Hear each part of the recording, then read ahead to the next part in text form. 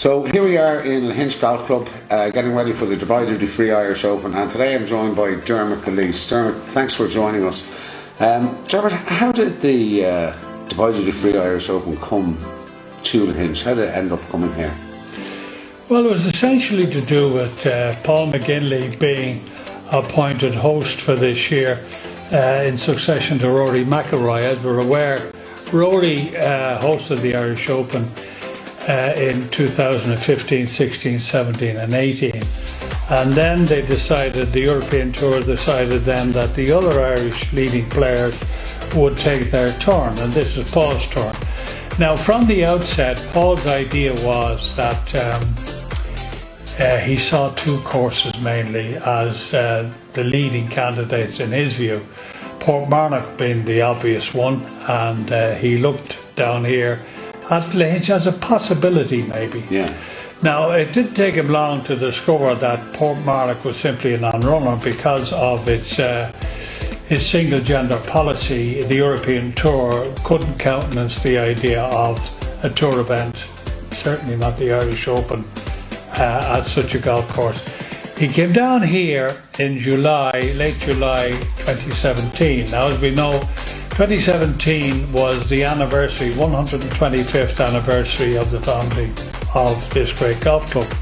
And Paul was invited down to a champions dinner, which was essentially to celebrate the anniversary and also I suppose to acknowledge his status as Ryder Cup captain in 2014.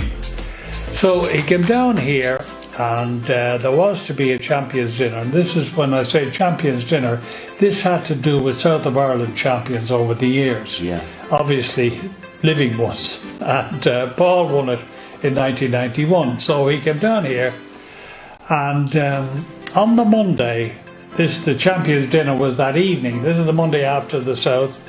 Padraig McInerney, another former South champion, John Gleeson, who was Linton's chairman of the championship committee, and Padraig Slattery, who was the captain that year, went out on the golf course to have a look, and they went out in two buggies.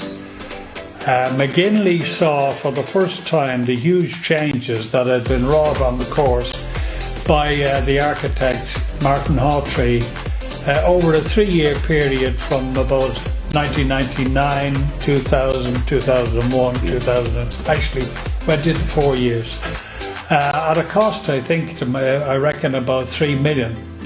He saw these changes and he thought they were quite remarkable compared to the course that he knew from his South of Ireland days and from winning in 91. In effect, he was blown away by the quality of what he saw. Yeah. Hawtrey, essentially, the main changes he brought about were the course, as I would have known it, and McGinley knew it, was that the first was as it is now. The second came down by the clubhouse here, long par, a par 5, and then the third was a par 3 over there by the sea. So the first noticeable change that Hawtrey made was he got rid of the third, the second was extended out towards the sea, and he put in a new short eighth to obviously replace the missing third.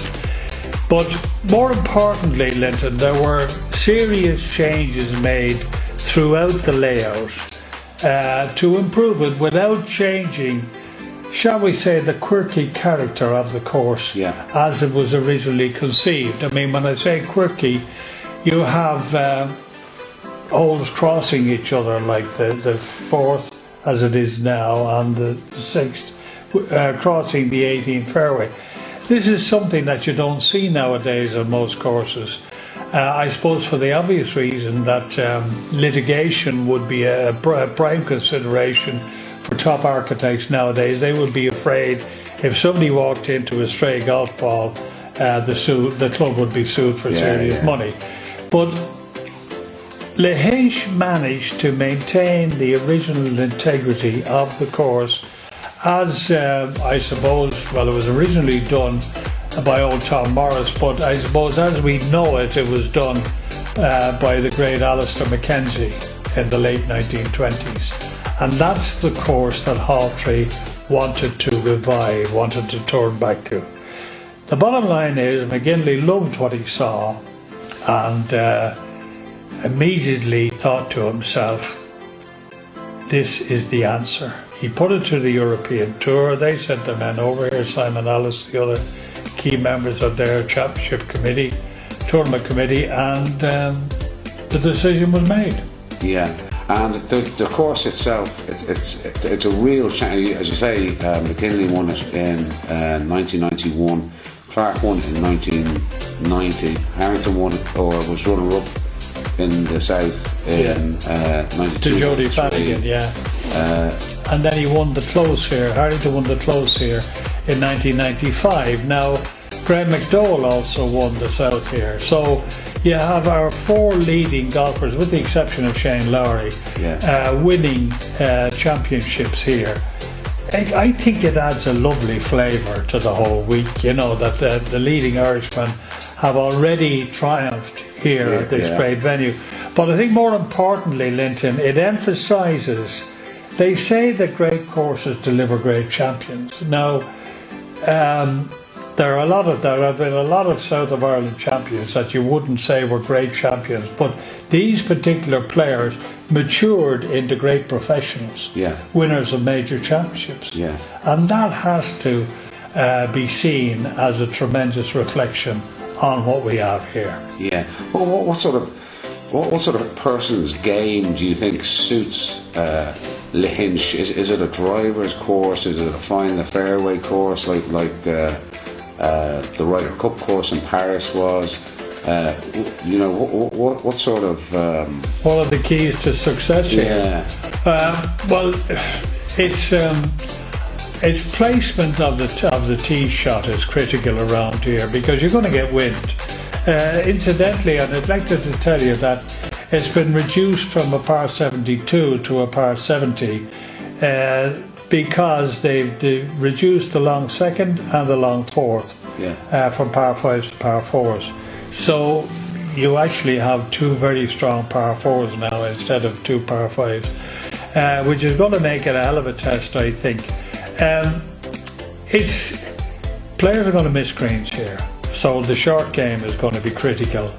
I think they love it because they'll be thinking Royal Portrush 2 weeks further on, and they'll be saying, if I can get my game in good nick around here, I've got a hell of a chance in the Open Championship. That is really the importance of the decision that Paul made, was that he was obviously thinking Portrush. Now they're even I understand that there's agreement that the speed of the greens will be around the same here as they will be in Portrush, so that players can view this not as a practice round but as a genuine preparation for the Open Championship, or as a, dare I say, dry run. It's going to be similar to the test they face in Portrush. So all things are pointing to a terrific championship. It's going to be different.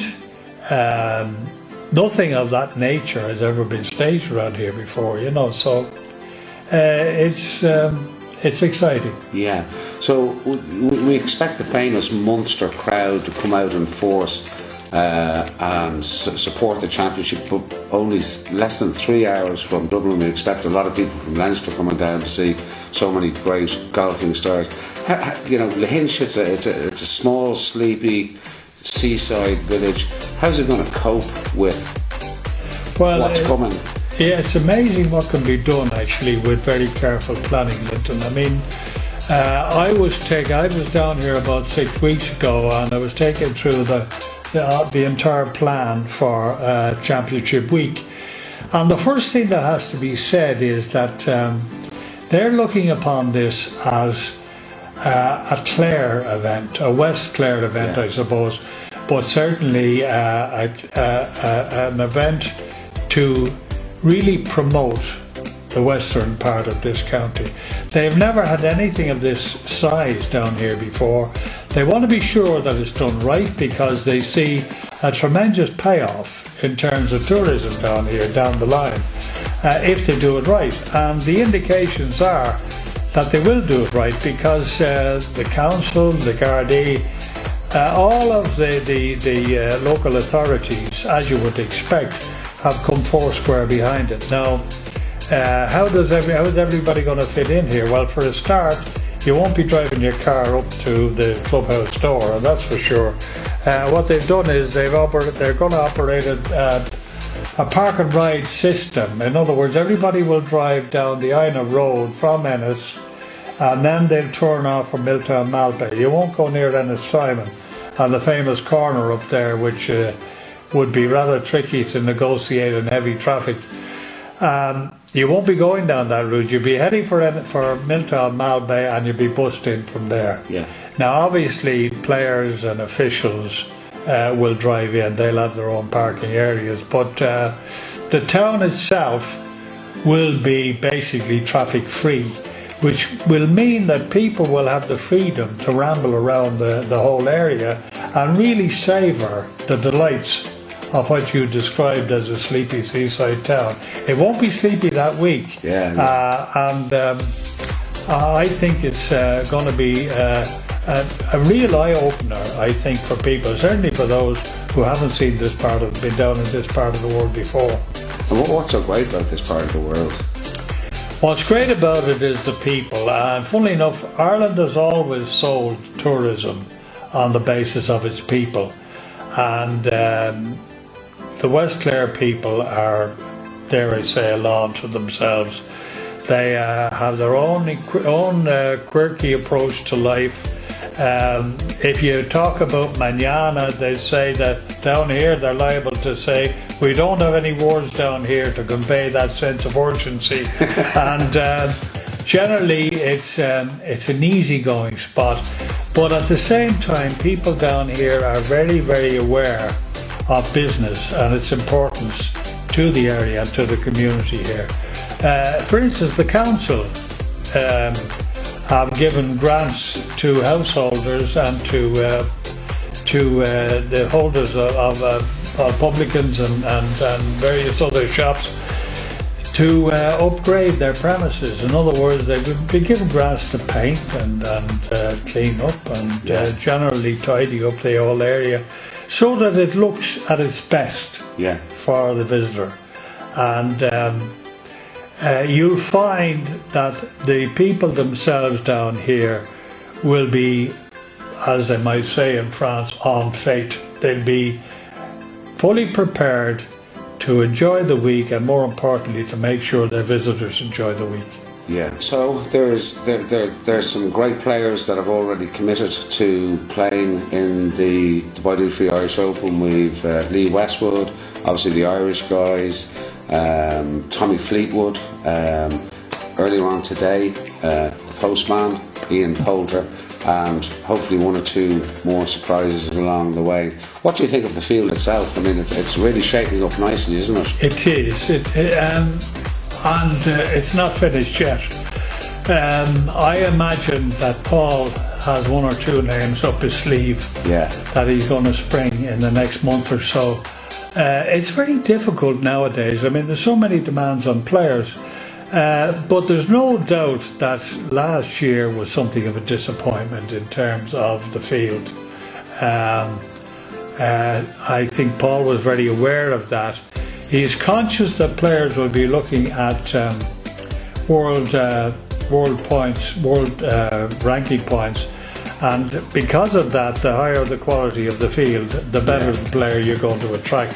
It's a sort of a vicious circle, but I think it's great. It's going to be great to see Tommy Fleetwood here. I mean, he's very much one of the star players nowadays. He's become a truly international player. If you think back to the Ryder Cup when we had the famous partnership Mullen Fleetwood, or Mollywood, that was it. Himself and Francesco Molinari. They struck up great partnership in the Ryder Cup, and Fleetwood himself did himself no harm in terms of his international image there. Definitely. He's a very nice man. He comes across as a very pleasant fellow. I think he will engage very well with the crowds, and they're going to love him. Yeah. And then, of course, you have the postman. Javier Poulter.